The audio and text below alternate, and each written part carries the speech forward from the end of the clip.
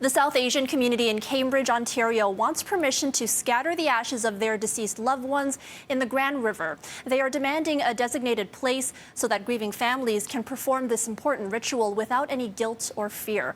Anureet has the story. For the last 40 years, with some of my friends and extended families in the region, they all do scattering of ashes in Grand River, but they do that with guilt and fear, because currently there is no law allowing it or prohibiting it.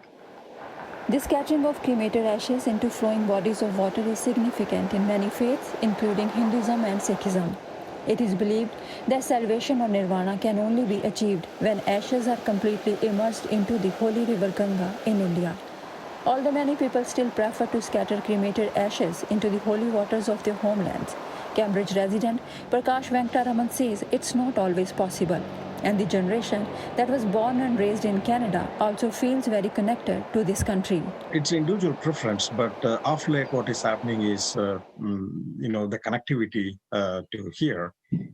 People want to do where they belong, and so this is where we belong. Venkataraman says he approached the Grand River Conservation Authority and the government, but no one has claimed responsibility over the Grand River. The waters run through 39 municipalities and 2 First Nation territories. Venkataraman says he is in the process of reaching out to 6 nations as well. We need to approach the 6 nations and we need to talk to them. And end of the day, they are the pioneers, and they have. There are a lot of similarities with the rituals. There are a lot of similarities with respect to culture. So we definitely need to talk with them and explain to them and get their blessings as well. Right now, there is no law allowing or prohibiting the scattering of ashes into the waters. According to the province, people may scatter the remains from cremation on Crown land, in provincial parks, conservation reserves, and in Great Lakes, if there are no signs that prohibit it. But the South Asian community wants a designated zone.